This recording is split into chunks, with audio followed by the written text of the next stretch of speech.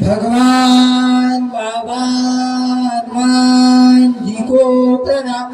मान त्यागी बाबा जुमदेव जी को प्रणाम।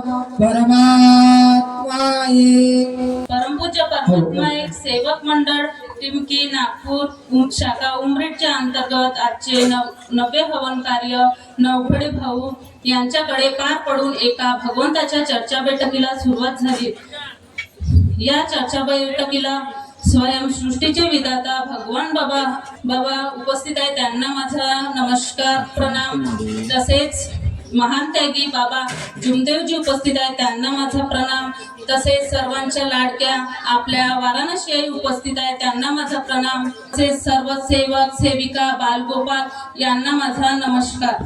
माझे मार्गात येण्याचे कारण म्हणजे माझ्या पतीला दारूचे व्यसन खूप होते आणि त्यांना त्याच्यामध्ये बाहेरची बाधा लागलेली होती, त्यामुळे मी मार्गात जुळले। मार्गात आल्याच्या नंतर मला असा अनुभव आला की पतीला जेव्हा ते दारू पित होते तेव्हा लोकांनी खूप मारहाण केली होती। त्या मारहाणीमध्ये त्यांच्या पायाला इतकं मारलं होतं की त्यांच्या पोटऱ्या आहेत ना त्या पूर्ण आतमधून फाटल्या होत्या, पूर्ण ब्लड आतमध्ये जमा झालं होतं आणि इथं पायाला इतकी सुजन आली होती की त्यांच्याच्याने चालणं होत नव्हतं। आणि आमचं सलूनचं काम असल्याने दिवसभर त्यांना उभं राहावं लागत होतं तिथे। आम्ही दवाखान्यामध्ये गेलो, दवाखान्यामध्ये गेल्याच्या नंतर डॉक्टरनी त्यांना पायाला प्लास्टर करून घरीच बेडरेस्ट करायला सांगितले होते। तसेच आम्ही काकाजीला फोन केला, काकाजीला सांगितलं की असं डॉक्टरनी आम्हाला सांगितलं आहे, तर आता याच्यावर काय करायचे। तर काकाजींनी सांगितले की तुम्ही दवाखाना वगैरे काही करा नको, तुम्ही घरी फक्त विनंती प्रार्थनेच्या वेळेस 3 फुकाचे तीर्थ करा, 7 फुकाचे एका तासामध्ये आणि 11 फुकाचे तीर्थ करून ज्योतीचं तेल लावा आणि फूक मारा आणि तितकंच 3दा तीर्थ पण करा। तर आम्ही तसंच करत गेलो, सकाळ संध्याकाळ दोन्ही टाइम तसंच करत गेलो।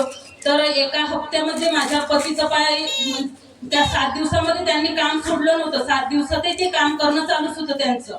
ते काम करण्यामध्ये 7 दिवसातच त्यांचा पाय इतका पूर्ण नॉर्मल म्हणजे जसा पाय राहतो तसाच होऊन गेला।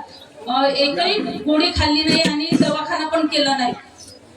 सगळ्यांनी तत्वशब्द नियमावर जर चाललं तर आणि भगवंतावरचा जर विश्वास डगमगवू नाही दिला तर भगवंत वेळोवेळी सगळ्यांना साथ देते। कर्म करा, आपले जर कर्म चांगले राहिले तर भगवान कोणापुढे आपल्याला हात पसरू पण देत नाही, इतकी आपल्या मार्गामध्ये ताकद आहे।